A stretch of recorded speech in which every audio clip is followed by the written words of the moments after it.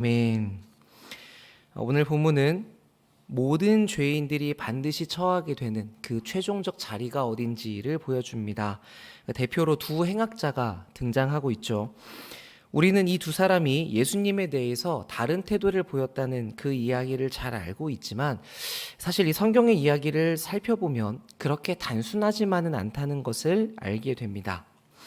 자, 우선 이 두 사람은 모두 죄인이었습니다. 그것도 적당한 죄인이 아니라 당시에 가장 극악한 형벌을 받는 십자가형을 선고받은 악한 사람들이었습니다. 그러니까 지금으로 치자면 우리가 도저히 용서할 수 없는 사람들에게 조금의 동정도 받을 수 없는 악한 사람들이었던 것이죠. 그래서 이 두 명은 자기들의 죄로 인해서 이 십자가에 달리게 됩니다. 자, 그런데 이 두 범죄자의 입장이 처음부터 달랐던 것은 아닙니다. 우리 오늘 본문을 좀 표를 해두시고 마태복음 27장을 한번 살펴보겠습니다. 마태복음 27장 39절 말씀입니다.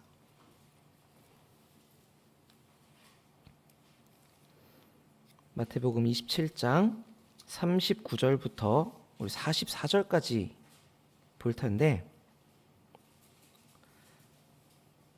마태복음 27장 39절부터입니다. 제가 읽겠습니다.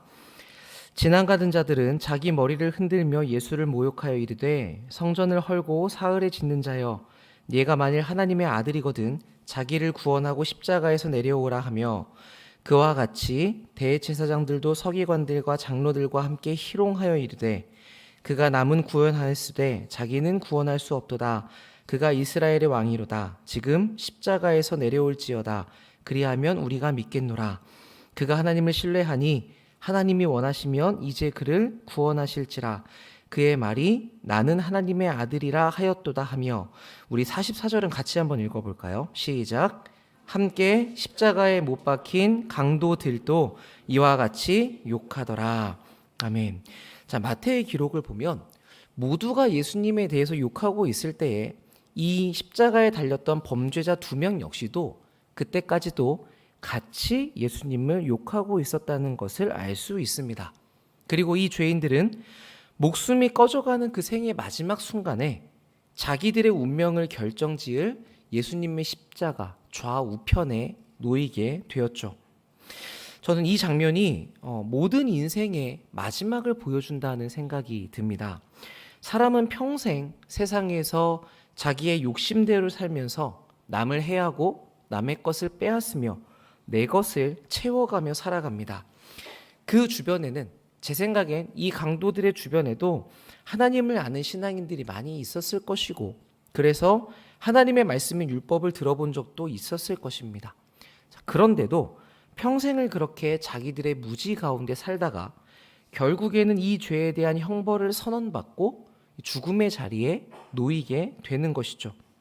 자, 그런데 그 자리에 누가 계십니까? 우리의 인생에 대해서 화와 복을 선포하시는 심판주, 우리 주 예수님이 계십니다.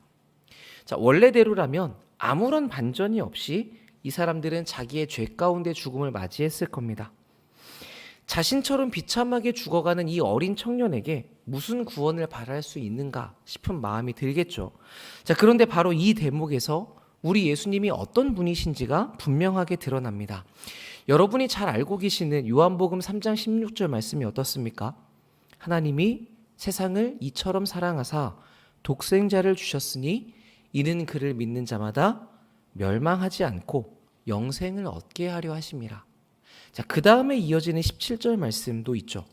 하나님이 그 아들을 세상에 보내신 것은 세상을 심판하려 하심이 아니요 그로 말미암아 세상이 구원을 받게 하려 하심이라.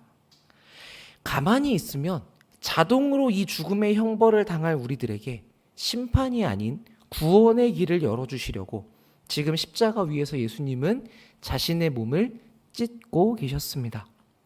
이 거룩하신 분은 그 고통을 당하는 마지막 순간에도 자기를 비방하고 욕했던 사람에게 자유롭게 하는 진리를, 이 구원의 복음을 베풀어 주셨죠.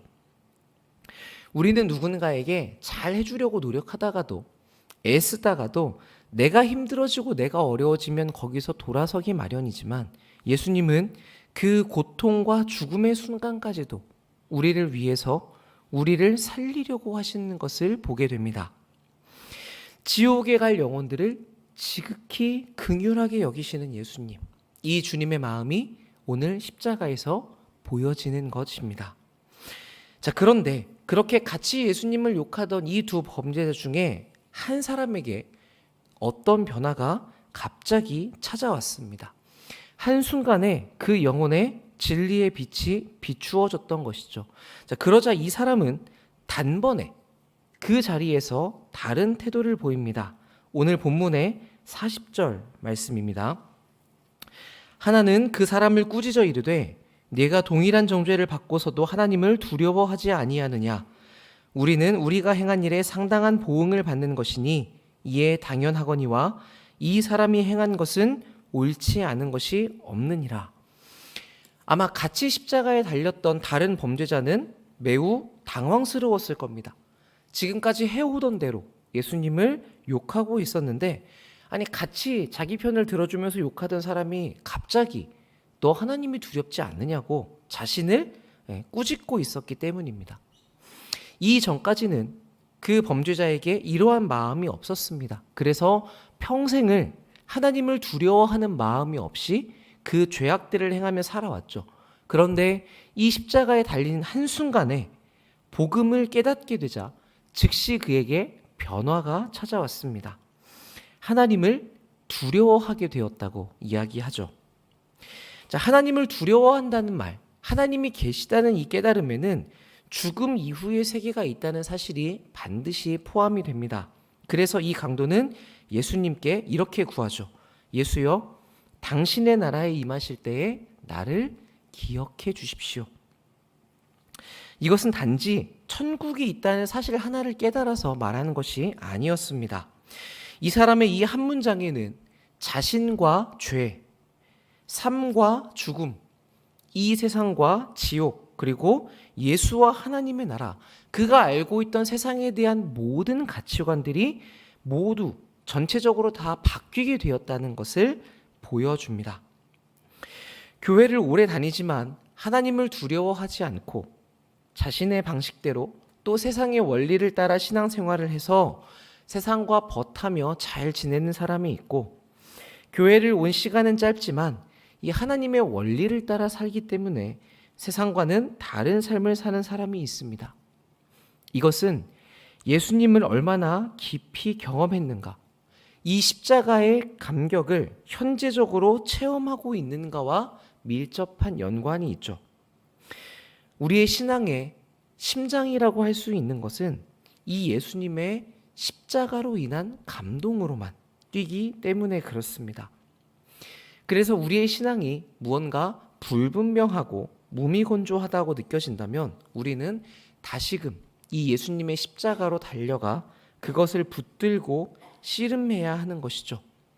자, 이것은 우리가 잊고 살 수 있지만, 그렇지만 모르는 내용은 아닙니다. 예수님의 십자가가 우리의 신앙의 핵심이라는 것을 모두가 알고 계십니다.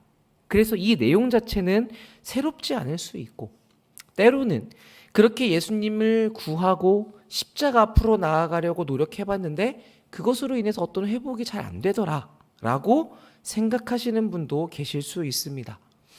자, 그러나 사실 우리가 이런 영역에서 멈추어 있을 필요는 없는 것이죠.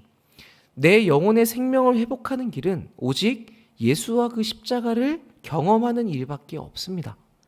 이 한 부분밖에 없기 때문에, 그렇기 때문에 우리는 그것이 되느냐 안 되느냐를 가지고 따질 것이 아니라 무슨 일이 있어도 이 지점에서의 돌파해내는 승부를 보아야 합니다. 다르게 표현하자면 이것이 바로 우리가 이야기하는 회개인 것이죠. 회개는 무엇인가?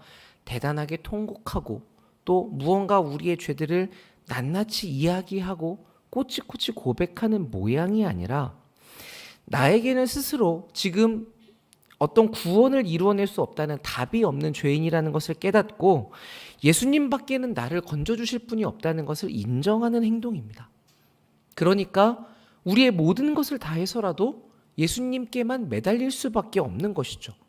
그러니까 우리에게는 이 분명한 십자가로의 돌이킴, 다시 말하면 예수님 밖에는 아무런 희망이 없다라는 우리의 그 심정이 필요한 것입니다.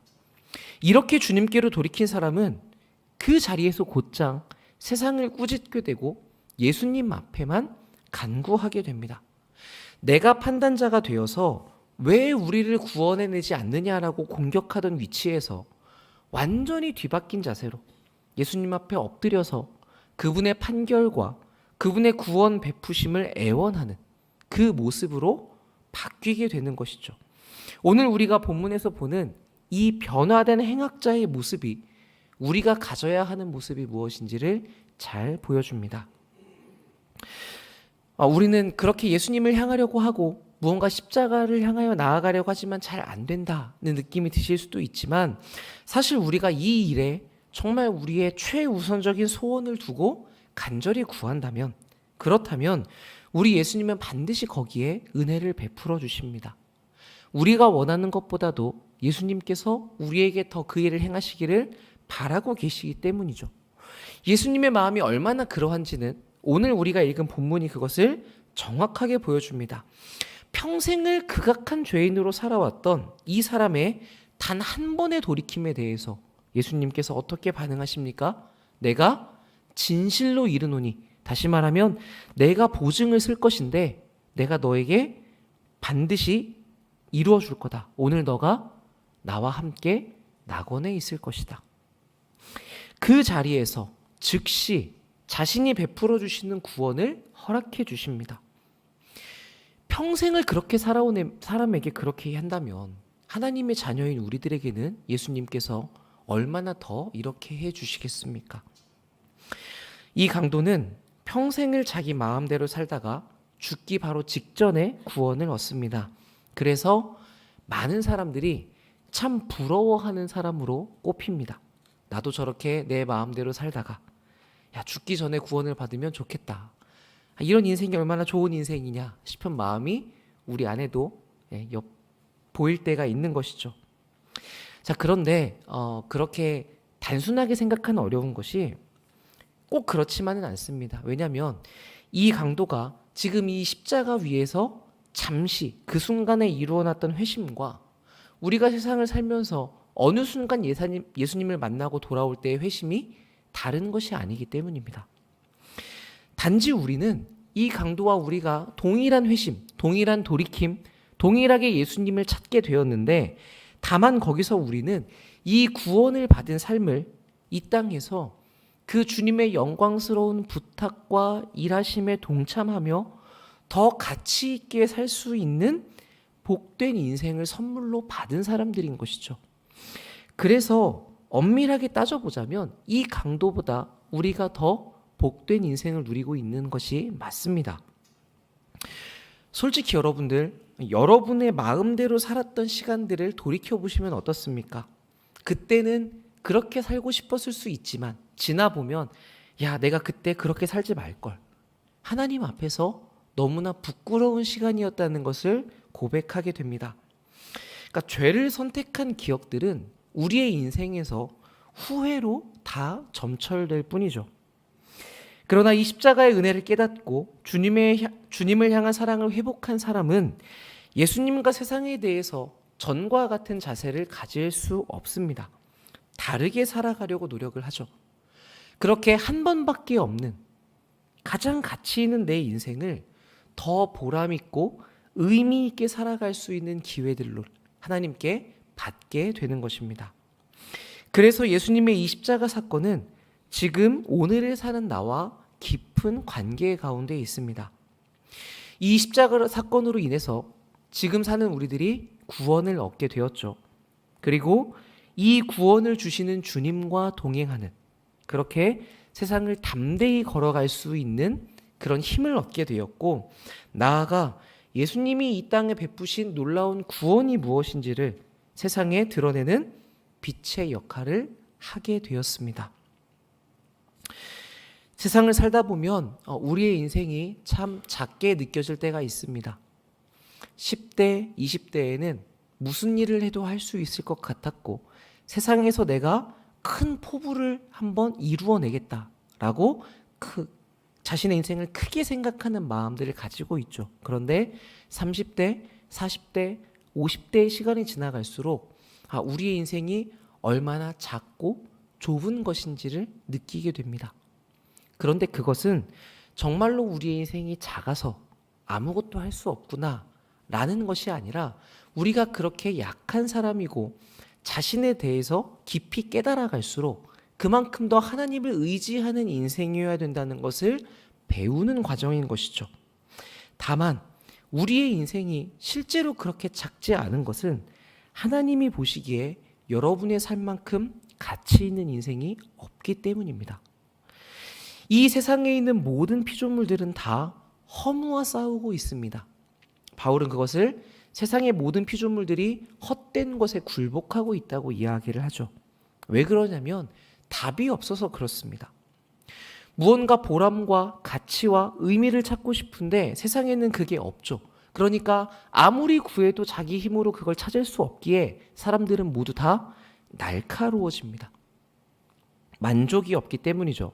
십자가 위에서 예수님을 욕한 두 범죄자들의 마음도 그런 것이었을 겁니다. 내가 여기에 이 죽음 앞에서 살고 싶은데 도저히 자기들의 힘으로는 십자가를 벗어날 방도가 없는 것입니다. 죄와 죽음의 형벌을 피할 수가 없는 것이죠. 그러니까 사람들이 구원자라고 하는 이 예수님을 향해서 우리 좀 어떻게 해보라고, 우리를 좀 구원해달라고, 왜 그것을 못하냐고 욕을 했던 겁니다. 그러니까 이 범죄자들의 욕은 사실 무엇입니까? 살고 싶다는, 영원한 생명을 자신도 소유하고 싶다는 그 절규와 같은 것이죠. 세상은 이렇게 우리를 향해서 자신들의 감추어진 절규들을 표현합니다. 근데 여기서 예수님은 십자가로 자기가 그 답이라는 것을, 내가 낙원을 주는 구원자라는 것을 몸소 보여주셨습니다. 우리는 이 세상에서 그 답을 가지고 사는 사람들입니다. 그래서 세상은 우리들을 향해서 그리스도인이라고, 예수의 사람들이라고 부르는 것이죠. 이것이 얼마나 큰 명예이자 영광인지를 우리가 세상에서 속지 말고 매일 더 누릴 수 있어야 합니다. 예수님의 십자가는 우리를 간신히 겨우 구원을 얻도록 만들어낸 사건이 아닙니다. 세상을 넘어서는 대단한 구원을 전하는 자로 우리에게 영광스러운 삶을 선물하신 사건이죠. 그래서 예수님께서 그 모든 십자가의 사건을 마치고 제자들에게 나타났을 때 뭐라고 말씀하셨습니까? 너희들 이 세상에서 담대해라. 내가 세상을 이기었다. 그러니까 우리에게 세상을 이긴 존재라는 것을 예수님께서 가르쳐 주신 것이죠. 그것을 위해서 십자가 위에서 자신의 몸을 내어주셨던 것입니다. 자, 그런데 그렇게 살기 위해서 우리에게는 이 예수님의 십자가를 더 깊이 경험하는 일이 필요합니다. 그리고 사실은 우리의 신앙에 있어서 이 십자가를 더욱 알아가는 것이 전부입니다. 우리가 하나님에 대해서 얼마나 많은 지식을 가지고 있느냐가 중요한 게 아니라 그분이 나에게 이루신 사건이 무엇인지를 우리가 날마다 경험하고 있느냐, 그것을 내 것으로 삼느냐가 진정한 십자가의 능력이기 때문이죠. 우리의 삶에 이게 회복이 될 수 있다면 여러분, 나머지 그리스도를 닮아가는 삶은 자연스럽게 따라오게 됩니다. 그래서 우리가 어제 이 특별 새벽 기도회를 여는 첫 찬송으로 이런 고백을 했던 것이죠. 주님 달려 죽으신 십자가를 우리가 생각할 때 세상에 속한 욕심을 헛된 것인 줄 알고 버린다. 여러분, 십자가를 진짜로 경험한 사람은 세상에 무엇을 꼭 쥔 채로 내가 이것을 어떻게든 버려보겠다고 아등바등 결단하지 않습니다. 이 십자가를 통해 공급되는 사랑과 은혜를 깨닫게 되었을 때 넉넉하게 그것을 내려놓을 수 있게 되죠. 내려놓는 정도가 아니라 이것이, 내가 붙잡았던 것이 얼마나 헛된 것인 줄을 알고 그 영혼에 비추어 봤을 때 얼마나 허무하고 가치 없는 것인지를 알고 스스로 버리게 됩니다. 우리 주 예수 그리스도를 아는 지식이 비교할 수 없는 고상한 것이기 때문에, 그래서 우리가 자연스럽게 모든 것을 버릴 수 있는 사람이 되는 것이죠. 여러분에게는 자신의 영혼에 새겨진 이 예수님의 십자가의 은혜가 있으십니까? 내가 오늘 나와 함께 낙원에 있을 것이다. 단번에 이 영원한 생명을 주시는 우리 예수님을 여러분의 삶 속에서 경험하고 계십니까? 거기에 여러분 더 깊이 다가가시고 더 가까이 나아가심으로써 오늘 우리에게 주어진 이 시간을 더 영광스럽게 거르시고 우리에게 보장되고 약속된 이 천국을 향해서 가치와 명예를 더해가는 여러분 스스로가 그것을 깨달아 가시는 복된 인생들이 되시기를 우리 주님의 이름으로 축복합니다.